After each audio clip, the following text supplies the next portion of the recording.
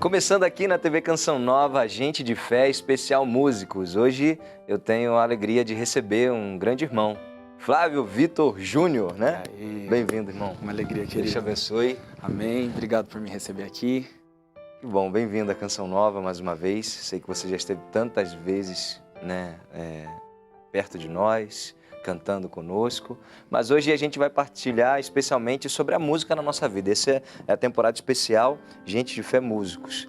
E você, vou começar assim, tá, Flávio? Você hoje tem sido um dos grandes exponenciais da nossa música católica da atualidade, né? Ao longo de alguns anos aí, desde a comunidade católica Colo de Deus e depois também aí no seu processo pós e carreira solo, enfim. Mas vamos começar falando como é para você essa primeira responsabilidade de ser um dos grandes influenciadores a partir da música nos nossos dias. Sim, cara, tudo aconteceu de uma forma tão natural, assim, sabe? Eu sinto até que eu tenho uma certa anestesia que o próprio Deus coloca em mim, assim, de eu não conseguir entender muito bem a dimensão de tudo isso, assim, de verdade. Poucas vezes eu tenho essa dimensão, assim, eu acho que mais me pega quando eu vou viajar para um lugar, assim, muito distante, que eu nunca imaginei. Tipo, minha primeira missão do ano de 2023 foi no Amazonas. Eu nunca tinha ido pro Amazonas no lugar que eu fui, assim, peguei um barco, andei 17 horas de barco. Já fiz essa viagem também. Sabe, cara, aquela coisa bizarra, assim, você entra num lugar que é muito diferente, com uma cultura muito diferente. E aí você começa a cantar uma música que você fez no seu quarto, sabe? Na tua intimidade com Deus. E aquelas pessoas estão cantando e significa tanto pra elas. Elas querem te abraçar e contar a história delas com aquela música. E você fala, meu Deus, isso é muito doido. Como que uma experiência pessoal tão íntima, sem pretensão, sabe? Se torna isso, assim. Mas eu acho que eu não tenho tanta dimensão, sabe? Da minha responsabilidade, assim. Mas eu tento ao máximo na minha limitação, né? Porque não é porque a gente é compositor, cantor, que a gente é perfeito. Nós temos os nossos processos, mas honrar, né? Tentar viver o máximo que eu posso das minhas músicas, dar um bom testemunho. Mas eu nunca vou ter dimensão, assim. Meu coração é só gratidão mesmo. E o desejo de corresponder a tudo que Deus quer de mim, assim, né? Porque tem algum motivo, cara. Se eu nunca quis, se eu nunca corri atrás, se eu nunca precisei passar a perna em ninguém pra chegar em algum lugar, se eu nunca fiquei correndo atrás de palco, de feat, ou grava uma música comigo pra... Nunca foi essa pessoa. O que você entende nisso aí, né? Você entende que é um dado de criação, que Deus que Deus pôs a mão e te deu uma graça especial para esse tempo? Caralho, eu acho que é uma junção... Como você se entende? Não, porque uma coisa é como as pessoas nos veem. Sim. Outra coisa é como a gente se entende. Por exemplo, vou falar de mim, né? Eu me entendo desde sempre, como a gente partilhava ali nos bastidores.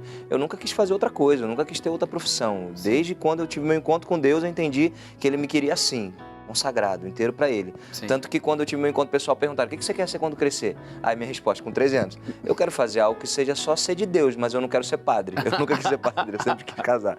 Então assim, e realmente ao longo da minha vida, isso se realizou, mas como você se entende? Essa identidade do Flávio hoje, que talvez seja uma coisa que você pouco revela porque as pessoas ficam mais na sua música ou na sua história do que na sua identidade. Sim, então, eu acho que é uma junção de muitas coisas, assim, sabe? Eu acho que primeiro a nossa questão familiar conta demais, né, cara, assim. E é muito doido, porque hoje eu sou pai, e eu vejo os meus filhos, cara, eles são muito parecidos com a gente, né? Não tem jeito. Apesar de que os meus filhos, eles não são pretinhos, são todos branquinhos, igual a minha esposa. Mas eles são muito parecidos comigo em muitas coisas, assim. Meus filhos são muito musicais, eles são muito dançarinos, muito... Mas a sua família é musical, né? Sua irmã também canta pra caramba. Então, sim. Então, aí né? eu vejo essa dimensão, assim, porque a minha irmã canta, o meu pai canta. A minha mãe, ela mais gosta de cantar do que canta mesmo. Minha mãe não tem um background, assim, mais musical. Mas São só vocês quatro? Sim, só que a parte do meu pai é todo mundo músico, cara. Meu avô e minha avó... Mas é o quê? É um blackão mesmo? A galera... Não, é preto, os caras são preto. Só que as referências, elas não são... Mais o meu pai. Meu pai tem mais referência dessa coisa do preto norte-americano, assim. Daí que vem as jaquetas de couro, essas coisas assim. E isso é muito engraçado também. Mas isso tem também na sua expressão vocal, total, total, mas isso exato. vem do meu pai, entendeu? Ah, tá. Que meu pai é um preto metidaço, assim. Aquele cara que chega chegando com jaqueta de couro, não sei o quê. Minha mãe também toda de salto alto, chega chegando. Isso tem muito na minha identidade, que vem muito deles, assim. Só que a família do meu pai é todo mundo, assim, músico e cantam muito bem e tocam. Então essa foi a minha atmosfera. Então eu acredito que essa questão familiar, essa questão, sei lá, genética, ela conta muito. Esses dias o meu filho, ele tava brincando, tem uma música lá em casa que bomba, é hit, que é a baleia é amiga da sereia. Mano, mas ele mandou um agudo perfeito. Eu olhei pra Larissa e falei, o que é isso? A Larissa não tem esse ouvido que eu tenho. Eu falei, o que foi? Larissa, ele mandou um agudo perfeito. Então essas coisas de família pega muito, Sim. sabe? Pega demais. Só que aí eu acho que quando entra na questão mais profética, vocacional, ministerial, Sim. aí eu vejo que tem a mão e o dom de Deus, assim, sabe? Porque, cara, unção, dom, você não compra, Sim. você não merece. Não tem como você correr atrás pra ter. Não tem como você fazer curso. Ou você tem ou você não tem, sabe? Aham. Que é tipo assim, é o borogodó do Espírito Santo. E é um borogodó pra aquilo que você é chamado pra fazer. Não adianta você correr. Não adianta você querer fazer outra coisa. E quando você entendeu que você tinha esse borogodó aí? Em que momento, Flávio, que você entendeu assim? Porque, tipo, tudo bem, sua irmã canta, assim como você deve ter crescido vendo um monte de gente cantando Sim. e cantando muito. Eu cresci sempre sendo admirado pela minha voz. Desde que eu era muito novinho, todo mundo Quantos anos falava... você começou a cantar? sei lá, 6 anos, coisa É. assim, porque eu comecei no grupo de oração dos meus pais sempre músicos, Aham. aí música final, chamava pra cantar, sei lá, Mãe da Fé do Anjo de Resgate, que tava bombando. Como que era? Rolava? Como que rolava? Não há no mundo ninguém... E assim, antes disso, eu gostava muito de dançar, Aham. mais do que cantar. Então eu cantava e fazia coreografia, todo Tá. performático e tudo mais. Aí todo mundo me chama de Juninho, né, que Aham. me conheceu pequenininho. Nossa, Juninho canta muito bem, olha a voz dele. Então eu sempre fui muito elogiado pela minha voz. Só que eu acho que eu percebi que tinha uma coisa além da voz. Depois do meu encontro pessoal com Jesus, com os meus 16 anos, que eu comecei a compor. Uhum. Quando eu comecei a compor e eu comecei a ministrar a música, aí eu percebi que era mais do que voz, entendeu? Que tinham, inclusive, pessoas no meu grupo de jovens que cantavam muito mais do que eu. Mas Muito que mais em não quantidade ou muito mais em qualidade? em qualidade.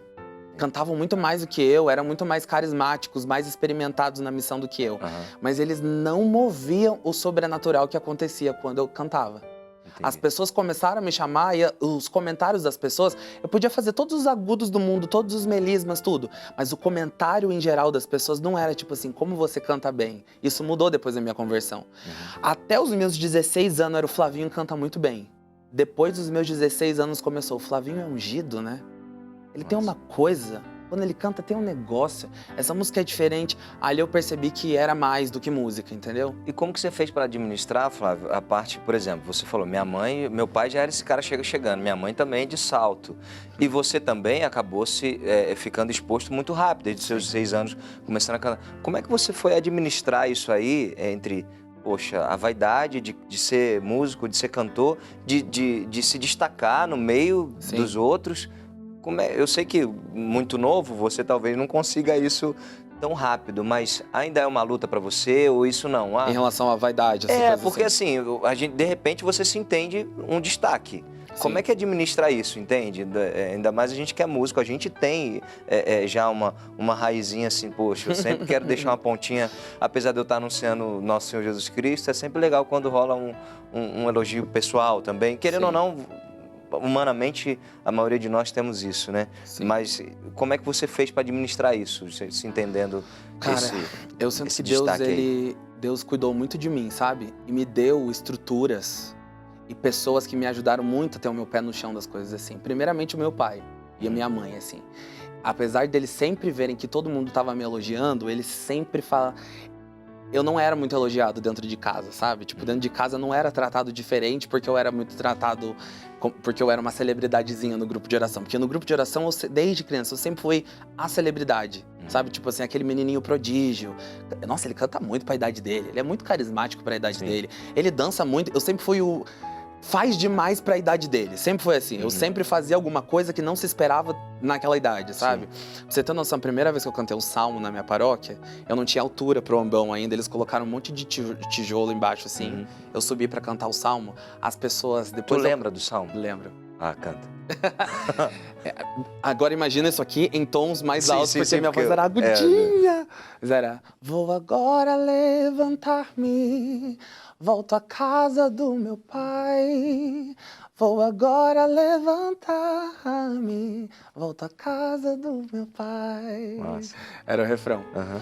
E eu cantando lá o salmo e tudo mais, depois que terminou, juro pra você, juro. E quem tava lá vai poder testemunhar. A galera ficou de pé. palmas missa, na né? igreja. Nossa. O meu padre, ele já não, ele era bem tradicional e ele não gostava da renovação carismática. Ele já dava um trabalho ali pros meus pais, porque eles eram os carismáticos da paróquia. Sempre dava um trabalho, desligava a luz do grupo de oração, dava uma perseguidinha, né? Grande beijo. E aí, quando Sua bênção, ele né? vê aquela cena do povo em pé me aplaudindo na missa, não se faz. Sim, Galera, lógico, não faça né? isso. Não, tá. Né? Vamos dizer, gente, isso não Tá é lindo, legal. mas Foi bonito, mas não faz isso. Né? Abraça depois, vai cumprimentar, mas não levanta e aplaude no meio da missa. Mas essa foi a reação da minha paróquia.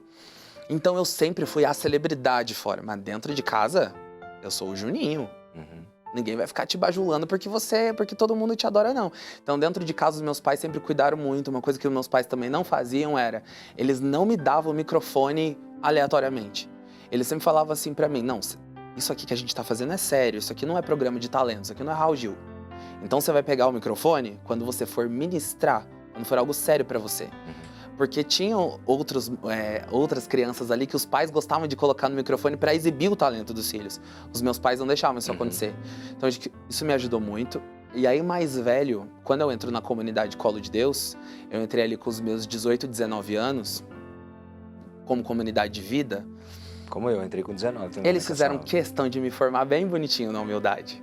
Terça-feira era o dia do Águas Profundas, que era o grupo de oração maior da Colo de Deus, que as pessoas viajavam para estar lá, o galpão da comunidade era lotado, as pessoas faziam fila para tirar foto comigo. Depois da ministração, eu voltava para casa, tipo assim, 11 horas da noite, de quem que era a louça da janta? Da comunidade de vida inteira. Tô falando de 30 nego. Você tem noção do que você lavar? Eu tenho, você não quer me contar. Você sabe, né? Você não quer contar pra mim. A primeira casa que eu morei tinha 115 pessoas, cara. Caraca, Era. velho. E era eu Pré-discipular. lavando a louça de 30 nego dentro, Sim. sabe? Tipo, aquelas panelas enormes que você tinha que entrar dentro da panela pra lavar as panelas e tudo mais. Isso era muito bom isso era muito. muito Hoje eu formativo, agradeço né? demais, cara. Agradeço demais, porque assim, pra todo mundo você é um artista. Aqui dentro da comunidade você é mais um missionário. Você não vai ser tratado diferente por causa disso, sabe? E no outro dia acorda cedo pras laudes, bichinho. Você não vai ficar até mais tarde porque você lavou a louça. Ninguém tem dó de você. Ninguém te trata diferente, entendeu? Claro. Então, acho que a comunidade também me ajudou muito nisso, assim, sabe? E aí, eu, sinceramente, vejo que, assim, eu tenho muitos pecados, mas essa questão da vaidade, ela já não é uma grande questão pra mim, não, assim. Eu sinto que a minha formação, eu acho que eu entendi muito, Thiago, essa questão de quem a gente é de verdade, sabe? Tipo assim, isso aqui a câmera e tudo mais, isso aqui não é a gente na nossa essência.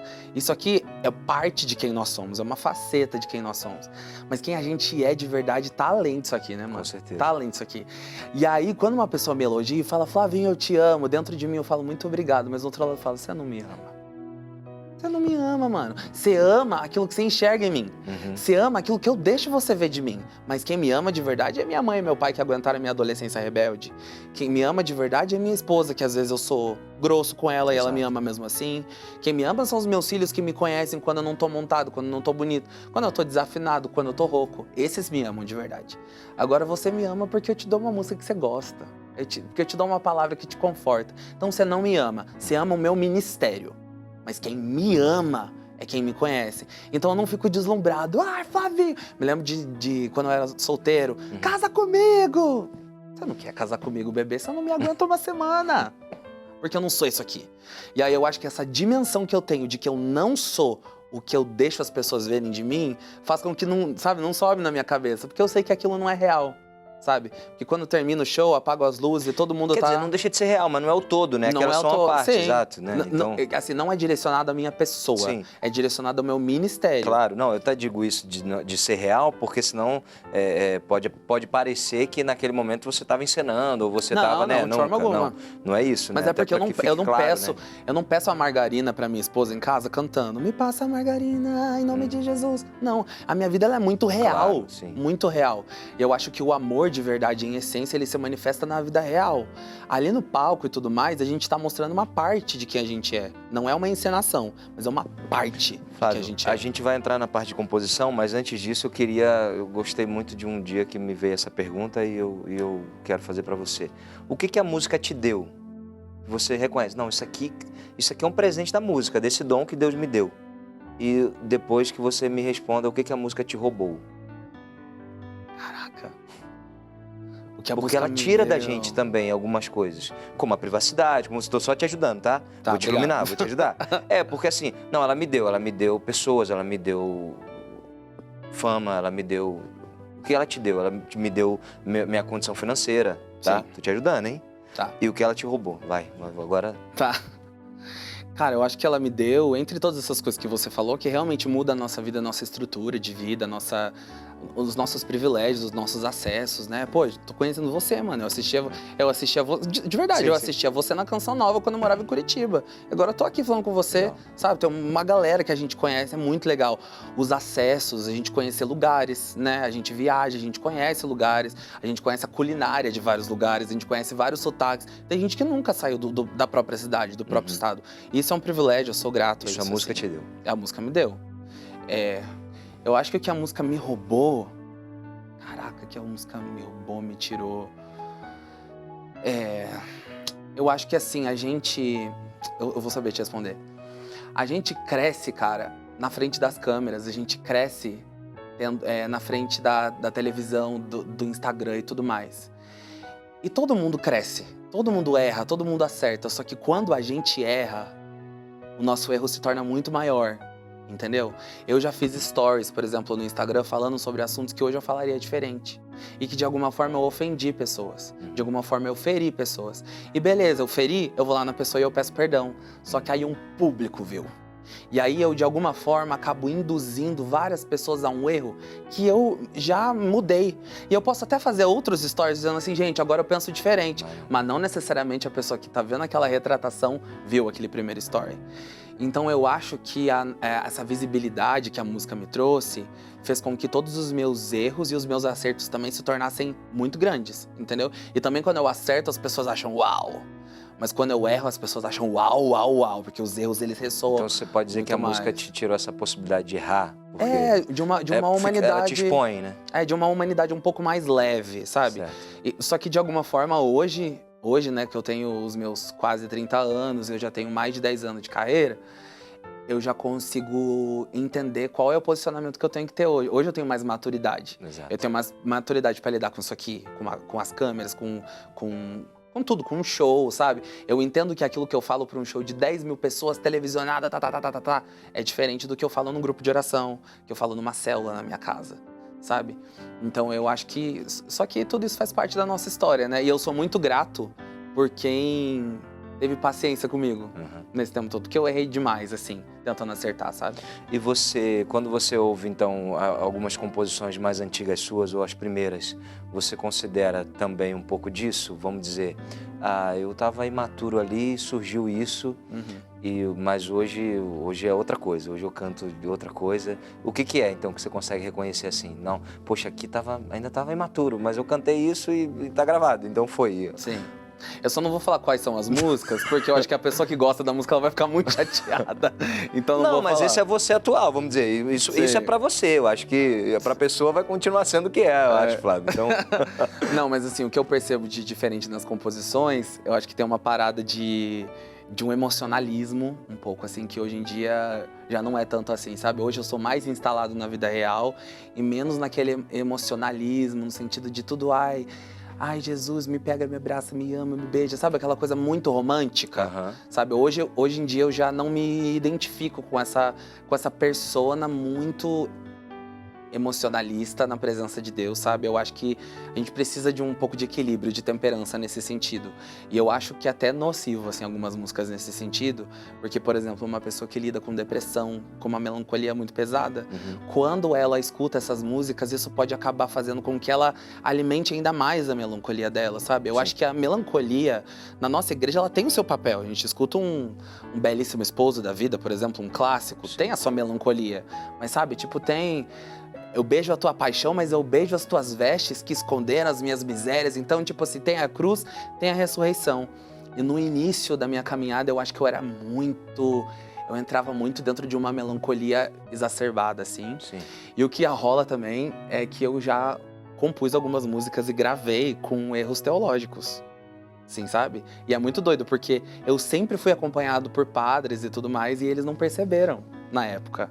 E depois, foi tipo assim, gente, eu não é nem erro teológico de tipo assim, coisa heresia. Certo. Mas um ponto assim que tipo assim, não tá tão bem explicado isso aqui, Pior dá que- margem pior pra que- outra interpretação. Pior que agora você tá me coçando, Flávio, porque... Depois eu te conto. Não, mas não é nem pra você me contar essa história, mas ou quais são as canções. Sim. Mas, por exemplo, Mas não é nenhuma grande famosona não, tá? não, Tá tudo mas certo. eu tenho pontos com as famosonas suas. E quem me conhece já me viu, por exemplo, eu já conversei com o próprio Padre Marcelo, que hoje por vezes eu tenho a oportunidade de estar com ele, e ele gravou Yeshua, gravou Acaso Não Sabeis, Sim. né?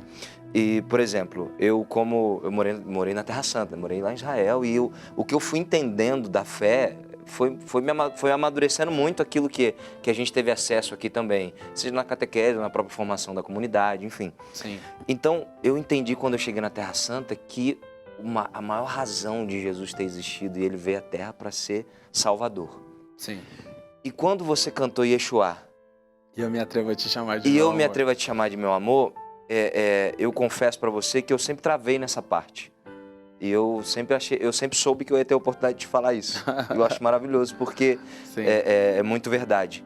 Porque a gente chama de meu amor coisas, às vezes a gente chama animal, aquele cachorro é o amor da minha vida, ou como você falou, as pessoas nem te conheciam e te chamavam de amor. Então eu sempre entendi isso agora teologicamente falando, por isso que eu estou aproveitando a deixa da levantada do teológico para mim, tá? Isso é pessoal. Já o Padre Marcelo me fez outra explicação, foi muito legal porque a gente partilhou sobre isso. E ele entendeu a sua música como Santa Teresinha, no coração da igreja eu quero o seu amor, então por isso eu me atrevo a te chamar de meu amor. Isso foi para ele. Agora eu quero ouvir isso da sua parte, porque foi você que compôs e é uma das músicas mais conhecidas dos nossos tempos, né? Sim. Então Yeshua, eu acho que se não é a mais estourada, mas Furou a bolha, assim, né? Virou top, um negócio... Sim. top 5, não, top 5 é pouco para ela, mas enfim, tanto que pessoas evangélicas gravaram, então, enfim. Então, para mim, eu fiquei com isso. Não, a maior coisa, o que existe de maior em Jesus ele é Salvador. Sim. E na música você coloca que como se chamar de meu amor fosse, pelo menos é o que eu entendo, Dá a tá? impressão que é maior do Que que é maior Salvador. do que Salvador. Sim. Então, eu queria muito partilhar isso com você e te ouvir agora, Sim. como foi essa história da composição e saber como você sente isso. Eu tô falando isso porque você entrou no assunto teológico. Sim. E depois eu vou deixar pro segundo bloco, mas eu tenho uma sobre Acaso Não Sabeis. Vai. Eu sempre me meto nessas, cara.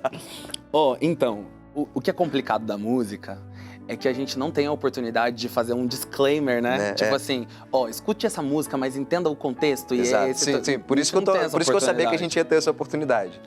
Mas, cara, essa música, ela parte da minha experiência, né? Fato. Que foi o fato de que eu era eu tive uma crise de fé da existência de Deus, mesmo assim, eu era novinho e eu comecei a desacreditar. Você compôs com Da quantos anos? existência de Deus. Você Eu tinha uns 17, mais ou menos. não tava na cola então Não ainda, tava. né? Eu tava meio que flertando com a cola de Deus, mas ainda não tinha entrado, assim, sabe? E eu tava numa crise de existência de Deus mesmo assim. E como eu venho de uma família muito católica, muito carismática, na minha família sempre teve muitas bíblias. O meu pai já morou fora do país, então tinha bíblias de outros idiomas e tudo mais. Maneiro. E não era suficiente pra mim tudo aquilo que os meus pais falavam sobre Deus e aquilo que eu lia nas escrituras e tudo mais. Suficiente no sentido de convencer a minha alma, o meu entendimento de que valia a pena viver com Deus, de que Deus existia dessa forma que me apresentava, que o nome dele era Jesus e tudo mais. E aí, o que eu fiz? Eu tive uma experiência de desespero mesmo. Eu peguei todas as bíblias da minha casa, da casa dos meus pais, fui no meu quarto, expus todas as bíblias assim na cama, eu me ajoelhei e falei, Deus, me revela quem você é, me mostra quem você é, sabe? E aí me veio a melodia, te chamo de Deus e de Senhor, e eu me atrevo a te chamar de meu amor. E o entendimento que me veio naquele momento é que assim, eu já tinha entendido de que Deus é amor. Esse era um conceito que, inclusive, na renovação carismática é muito pregado. Você já tinha ouvido Deus os é amor. conceitos sobre Tudo. quem Deus é, sim. Exatamente. Você entra num retiro, Deus Mas é não amor. essa experiência. Mas eu não tive a experiência dele ser o meu amor. De uma experiência de um amor pessoal. Entendeu? Então a música ela não vem debater sobre as questões de qual título de Jesus fala mais sobre quem ele é, qual é mais importante. Sim. Mas é a minha descoberta. Eu já tinha entendido de que Deus era Salvador. Mas eu ainda não tinha entendido de que ele podia ser meu amor, que eu podia ter um relacionamento pessoal com ele, sabe? E essa música, assim como Acaso Não Sabeis, essa música ela me marca num lugar. A partir do dia dessa música, eu entendi de que Deus é amor e de que eu posso ter um relacionamento pessoal com Ele, entendeu? Massa. Bom, segura aí, a gente vai dar um break aqui, eu vou aproveitar que tá fervendo aqui nessa parte das composições, então já falamos de Exuá, já tem Acaso Não Sabeis. Você fica aí na expectativa para acompanhar com a gente. Hoje é o Gente de Fé Músicos, com ele, meu querido Flávio Vitor, e a gente tá quente aqui, né? Quente. Tá bom demais. Fica com a gente. Estamos de volta na temporada Gente de Fé Especial Músicos, hoje com o Flávio Vitor aqui. A gente terminou falando de Exuá e a gente ia entrar num assunto de Acaso Não Sabeis. Mas eu já vi muitas versões de Exuá em várias vozes, né? Porque muita gente já gravou. Mas, cara, eu preciso reconhecer que na sua voz ela tem um... Não é só porque você é compositor, mas é porque a experiência é sua. Sim. Dá um trechinho de Exuá pra gente antes da gente entrar Claro. em... Te chamam de Deus e de Senhor, te chamam de Rei, de Salvador, e eu me atrevo a te chamar de meu amor. Yeshua, Yeshua, tu és tão lindo que eu nem sei me expressar. Yeshua, tu és tão lindo.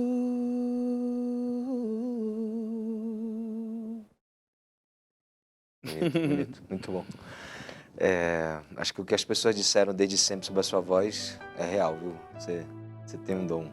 Eu tô Amém. dizendo como quem canta também, né? Há alguns anos também na Canção Nova, mas realmente a sua voz e o seu dom. Falando nisso, antes de eu entrar segura, tá? Eu vou falar ainda de Acaso Não Sabeis. Mas você estuda muito, Flávio, porque assim, tem gente que quer cantar muito, que quer chegar em algum lugar, até como músico na igreja, mas ela acha que a gente simplesmente nasce. Você Sim. nasceu cantando tudo isso já? Cara, eu não estudo muito. Não estudo quanto eu deveria. Sim. Pra te falar a verdade, a primeira aula de canto que eu fiz na minha vida foi no ano passado. Foi no final do ano passado, quando a... Sempre veio fácil pra você, melisma, Sempre. os tons sim, né? Mas sabe por quê? Seu timbre já é agudo, natural, né? Eu acho que eu tenho um ouvido muito bom. Uhum. Tipo, eu tenho facilidade de Você conseguir... Não toco. Nada? A escala de dó. a escala de dó só pra compor ou pra rezar e tudo mais. Eu toco muito mal, assim mesmo. Uhum. Mas o meu ouvido E vem tudo é muito junto? bom. Quando você compõe, por exemplo, você demora, falando ainda de composição, você demora pra terminar uma música ou não? Você tá ali e vem a música toda, sempre foi assim, não, depende da música, como é que é isso? Depende da música. Por exemplo? 90% sim. 90% Pronto, vem na hora. Sim, vem na hora, é letra e melodia. O que rola muito é de aprimorar, assim, com o tempo, porque aí eu demoro muito pra lançar as músicas, isso é um fato. Então, normalmente, uma música que vem em um ano, depois de 3 anos eu vou lançar, porque Entendi. eu sinto que eu preciso ainda Experimentar aquela música. ela Sim. bastante, assim. E eu sinto que a música meio que tem o seu tempo, assim, mas tem músicas também que é muito rápido, tipo o Príncipe da Paz. Uhum. Que eu compus, já veio perfeita do jeito que ela é. Eu já sabia que eu queria gravar com a Fraternidade São João Paulo II. Já mandei mensagem pro Padre Ailton, vamos gravar. Em meses a gente tava gravando e lançou. Legal. Eu sentia que era uma música que precisava acontecer rápido. Mas a maioria das minhas músicas, elas demoram, assim. Pra quem tá viajando e não ouviu ainda Príncipe da Paz, como é que é mesmo? Eu gosto assim. Tirando a lasquinha, né? É lógico, tem que aproveitar, ué. Vai que não volta na música. Pois é. O refrão. Príncipe da paz, roubou minha paz e não me dá paz enquanto eu não descanso nele, eu não descanso. Foi uma experiência eu compus ninando meu filho de madrugada e tal, e eu tive certeza, assim, de que era uma música que Deus, ele queria levar ela pra muita gente, assim, sabe? Uma música que fala muito da história de quem caminha com Jesus, assim.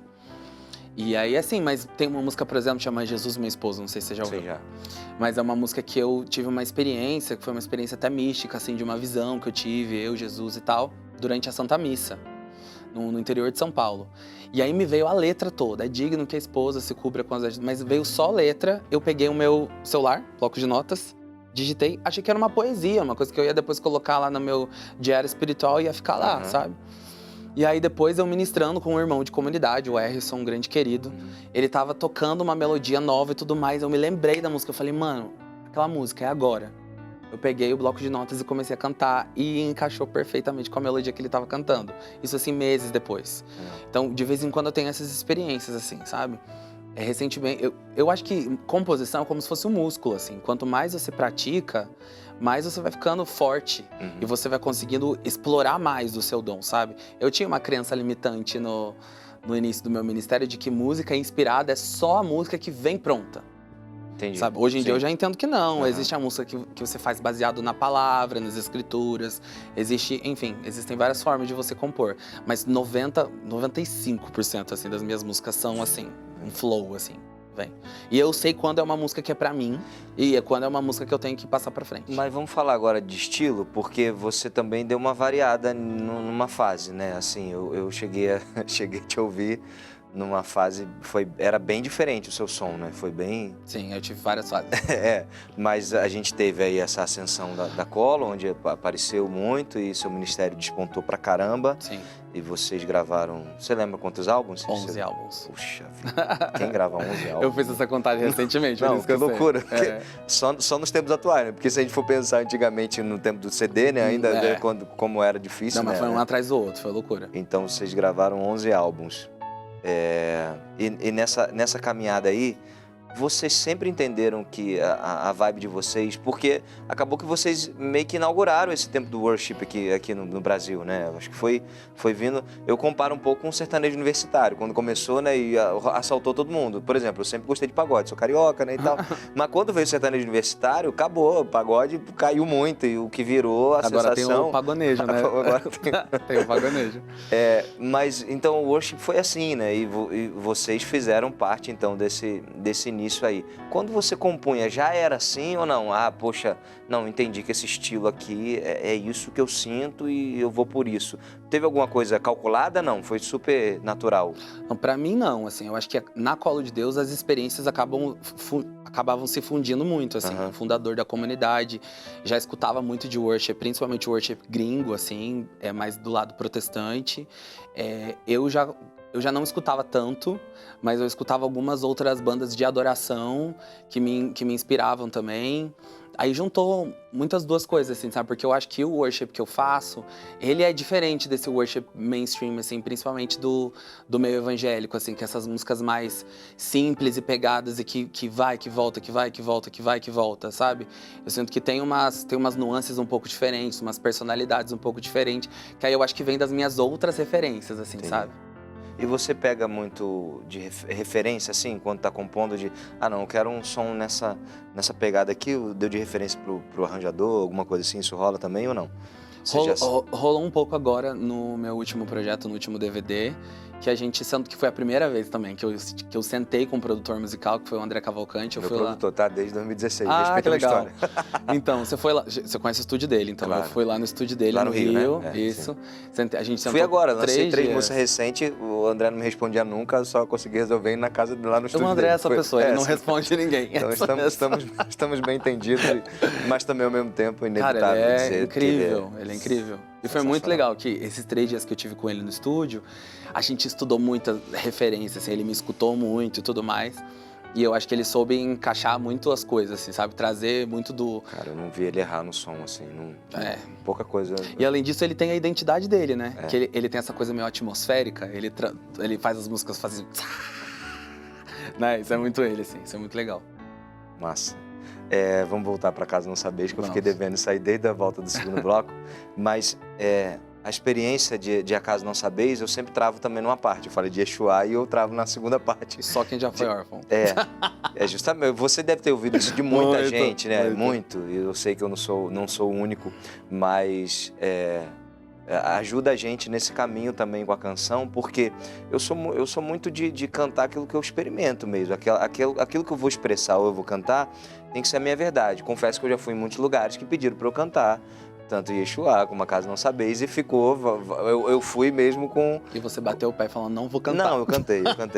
Até porque da época eram as que eu sabia cantar, assim, sendo Entendi. bem sincero. Porque tem música que às vezes nos pedem que a gente não sabe cantar. Deve ter acontecido pouco com você, Sim. mas... Vamos fazer essa reconciliação com essas músicas hoje, então.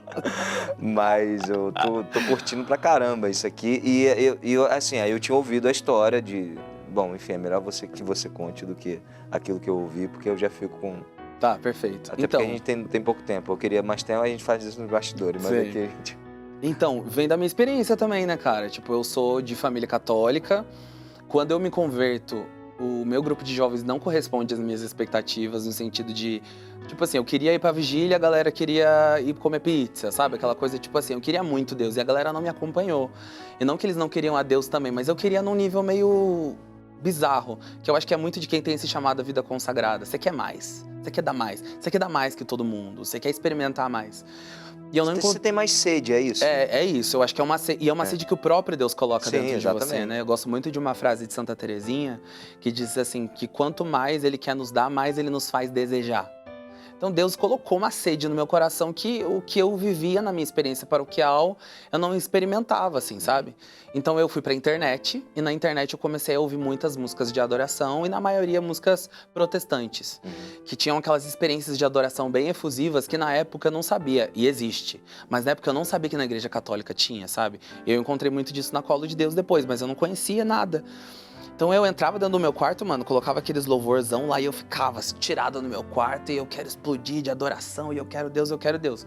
Só que assim, eu não tinha maturidade pra escutar essas músicas. Porque das músicas eu fui pras pregações, das pregações eu fui pros livros. E aí eu comecei a ver a cultura protestante, no Brasil principalmente, que é de atacar Nossa Senhora. Nossa Senhora é uma mulher qualquer, Nossa Senhora não tem necessidade, não sei o quê.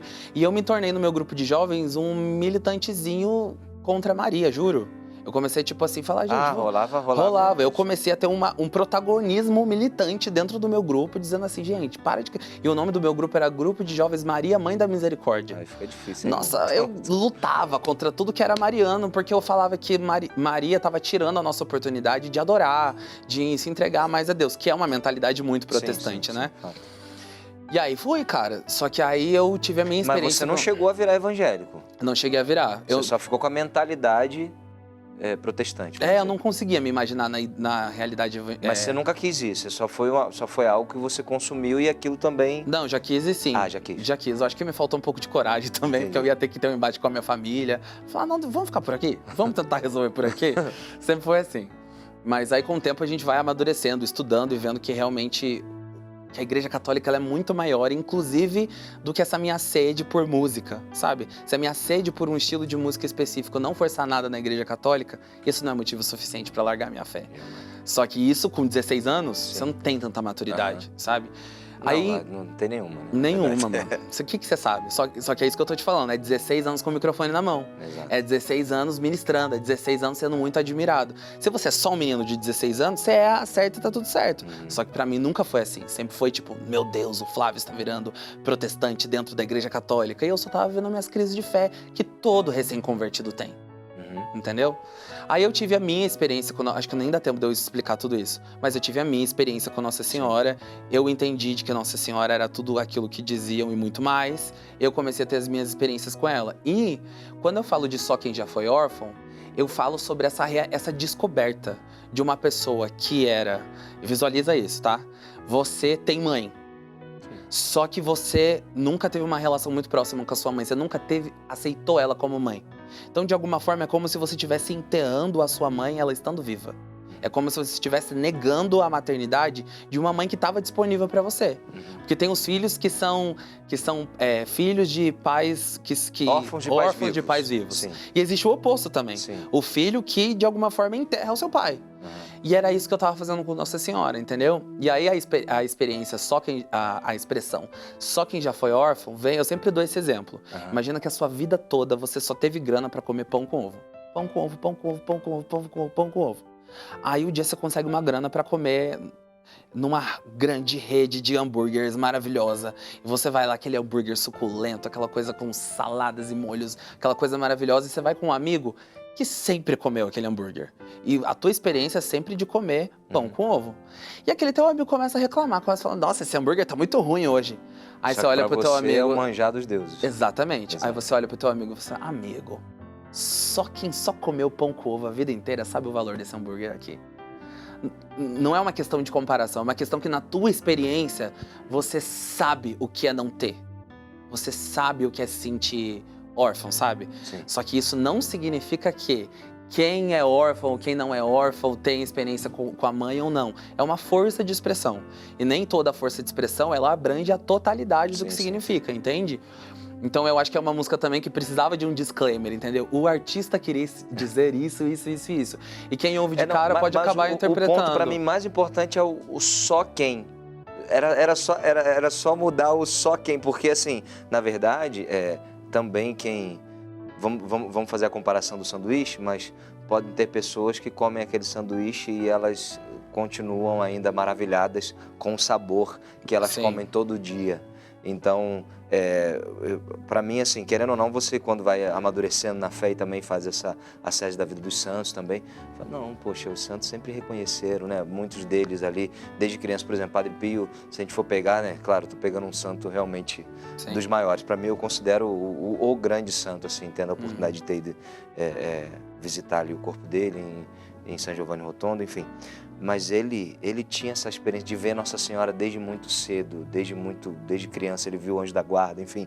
Então, eu não consigo imaginar que um santo que nunca teve essa experiência de não se sentir órfão de Nossa Senhora, que a experiência dele seja menor do que, por exemplo, a que você fez, entende? Com certeza não. Então, talvez seja eu que esteja exigindo demais, tá? Mas ainda assim é a minha experiência. Eu acho que bate em um lugar pra você, que bate num lugar diferente pra mim, entendeu? Exato. É isso. Exato. E eu acho que assim, acaso não sabeis também... Mas assim, porque é a música da Imaculada, é essa. Só que ela Mas tem... não era pra ser, é isso que eu tô te falando, Não, eu não entendo. quis. Eu entendo, mas você tem noção de que hoje virou. Só que a segunda parte, que é o que as pessoas cantam com mais vontade. Mas será que elas não cantam com tanta vontade porque elas se identificam muito? Talvez, exato, talvez. E aí realmente não ressoa pra mim, como você falou, bate Sim, no lugar pra mim. E tá tudo bem, exato.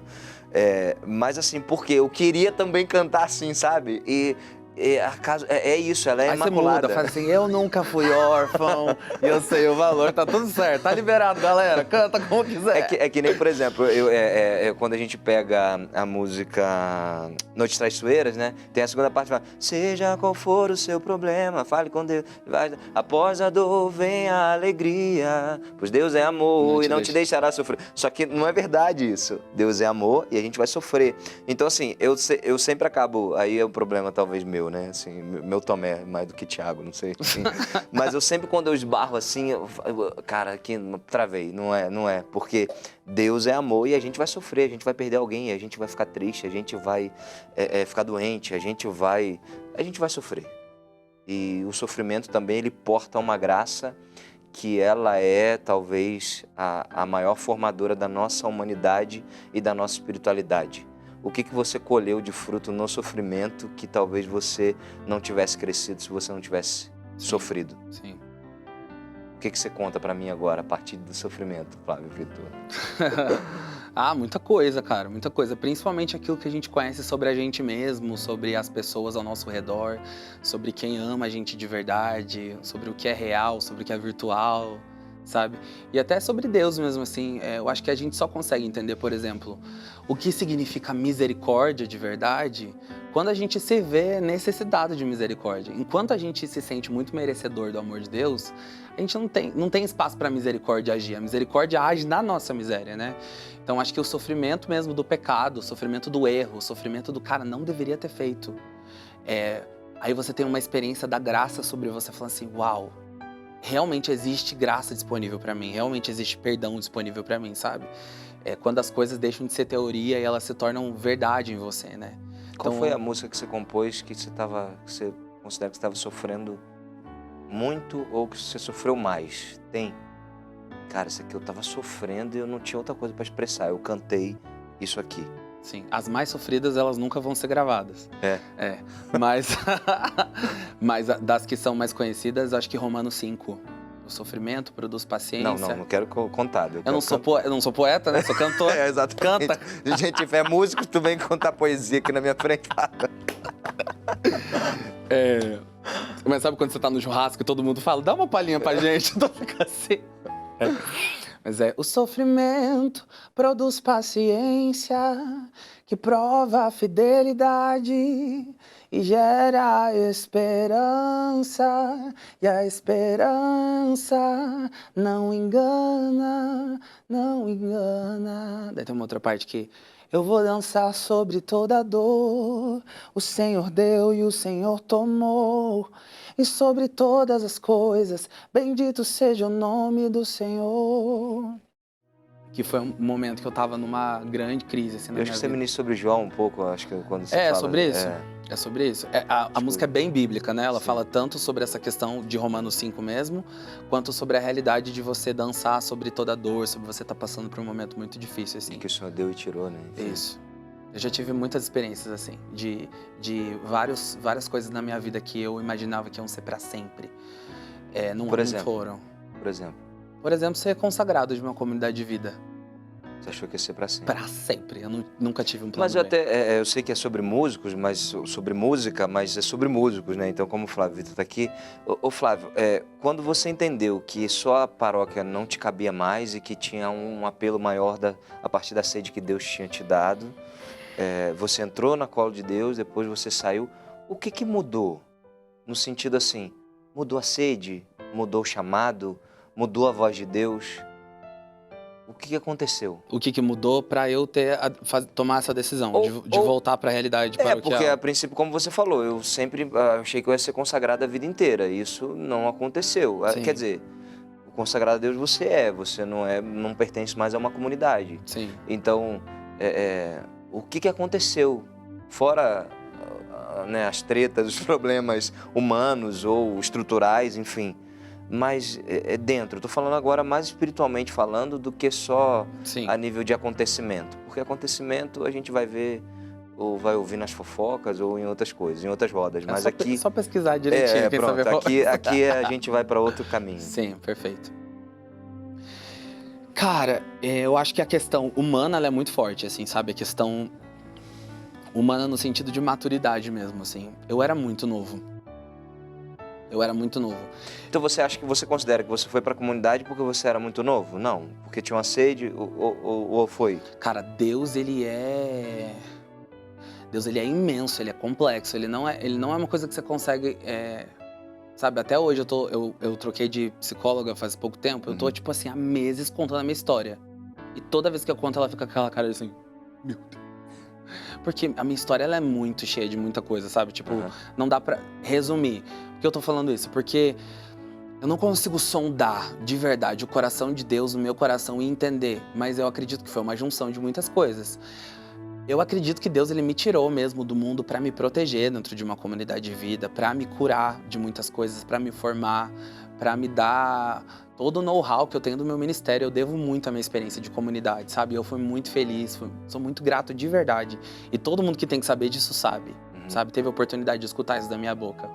Mas teve a questão muito da imaturidade também, porque eu era muito novinho. E quando eu digo imaturidade, é porque aquilo que você imagina que você vai viver para sempre na sua vida com 16, 17, 18 anos, dificilmente pode ser, né? Mas dificilmente vai ser aquilo que você se imagina vivendo e fazendo com 30.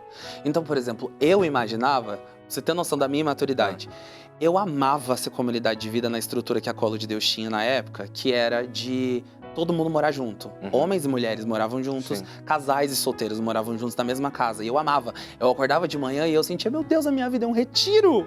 Eu amo retiro. Então, tipo assim, eu amava ter uma fila de 30 pessoas pra pegar um pão francês. Eu amava. Já a minha noiva, na época, que morava na mesma casa, né? Ela olhava pra mim e falava assim, você é maluco? O sonho dela era ter uma vida tranquila. O meu sonho era viver na comunidade, com aquele monte de gente. Eu amava isso. Isso assim. mudou? Mudou, cara. Hoje eu tenho 30 anos e eu acho que hoje eu não moraria eu moraria com 10, com 5, mas com 30, não tem. Eu não consigo me imaginar criando meus filhos naquela realidade, entendeu? Uhum. Não consigo a minha privacidade enquanto casal, sabe? Hoje eu vejo, é porque aí o que aconteceu... Mas é que você tá falando da estrutura que você tinha naquele a estrutura tempo, que eu né? tinha, só que eu amava aquela estrutura e eu queria daquele jeito. Ah, entendi. Tanto que quando a Colo de Deus começou a amadurecer também, porque a comunidade vai aprendendo, né? Uhum. Começou a amadurecer e começou a ter as casas dos casais e tudo mais, eu comecei a falar, não quero desse jeito. Olha a minha maturidade. Eu queria ser um cara casado, com filho, vivendo como um solteiro. Uhum. Entende? Então, isso mostra o quanto que eu era imaturo, o Não, quanto entendo, que de alguma forma... mas hoje, aí, como você falou, hoje isso mudou. Mas será que não teria dado certo você ter continuado na estrutura como deveria ser a correta, que é cada família... Aí a gente não tem como saber, né? Não, assim... Eu imagino que sim, talvez. Talvez sim. Eu não... sei que você entendeu a minha linha, né? Sim. Porque uma coisa é na imaturidade, outra coisa é com já casado, com 2 filhos e na maturidade que você tem dos 30 anos que você alcançou agora, né? Então, Sim. é outra cabeça, é outra realidade. É outra realidade. Só que aí, tipo, se eu começasse a minha história agora, com os meus, vamos lá, 30 anos, com os meus 30 anos, vivendo tudo que eu vivi, é diferente se eu estivesse só começando agora, como se nada disso tivesse acontecido. Porque a minha história me compõe, ela não me define, Sim. mas ela me compõe. Claro. Ela faz parte de quem eu sou, assim, sabe? Então, acho que o que mais mudou, foi a minha parte humana, sabe? Tipo, hoje eu sou um cara casado, com filhos, eu tenho uma visão de mundo, eu tenho uma visão de responsabilidade, eu tenho uma visão do que significa ser adulto, eu tenho uma visão também do quanto que é importante você ser um paroquiano, e você servir a sua paróquia, e você usar dos teus dons para você poder expandir aqui do lado de fora, sabe? Entendendo também que cada um tem o seu lugar no reino de Deus, é tão importante que cada um ocupe o seu, sabe? Mas a minha história ainda está sendo escrita por Deus, Com né? certeza. A gente nunca sabe para onde ele vai me levar. Flávio, você é muito novo, a gente está chegando no final do Gente Fé, passou assim num tiro. Rapidão. A gente tinha muito mais, eu teria muito mais perguntas, muito mais partilha para falar e para fazer, mas para a gente finalizar aqui, como é que você se entende hoje na sua musicalidade? Porque como o tema é música, e é para muito músico também nos acompanhando, mas quem admira seu ministério com certeza está acompanhando agora, o que vem para frente? O que você tem de intuição que Deus te move, ou de inspiração? Eu vou por aqui, ou já pode dar um spoiler do que vem, ou que você fale, não, ainda não comecei a executar isso, mas se prepare, porque Deus já está movendo isso dentro de mim. Tem isso? Tem, cara. Eu vejo que na minha maturidade, no meu ministério, eu já transformei as minhas feridas em arte muitas vezes, assim, sabe? Principalmente essa fase que a gente não comentou muito, da minha fase meio underground. Uhum. Eu tava fazendo muito isso. Eu tava pegando ferida, transformando em arte. E uma vez o Espírito Santo me disse de que o que realmente transforma a vida das pessoas não são as feridas, são as curas. Então eu acredito que o que Deus quer fazer do meu ministério nos próximos anos é poder cantar sobre as curas. Eu já cantei muito sobre as dores, entendeu? O meu último trabalho, que se chama O Fogo Não Se Apagou, é um projeto de avivamento. Ele fala muito para pessoas que passaram por situações difíceis e que de alguma forma se sentiram meio fracas na fé, para elas voltarem ao fogo do Espírito Santo. E eu acredito que os próximos projetos, eles falam sobre outras curas em outros lugares, assim, sabe? Tem alguma de cura pra gente encerrar agora? Pode ser uma nova. Pode. Pode ser. Deve. Chama-se, do próximo... Tô dando spoiler aqui no seu programa, que é isso? Mas o refrão é assim. A gente revelou tanta coisa, pô, vai me deixar na mão nessa agora? Vamos. A gente encerra assim, tá bom? Com o Flávio Vitor cantando. Obrigado, Gente Fé Músicos, com Valeu, ele. gente. Flávio Vitor, obrigado. É você. Valeu. Valeu, irmão. Enquanto eu te adoro, você vai me curando. Enquanto eu te busco, tua mão opera o que eu não consigo fazer. E sem eu perceber, vou sendo transformado. Vou sendo transformado.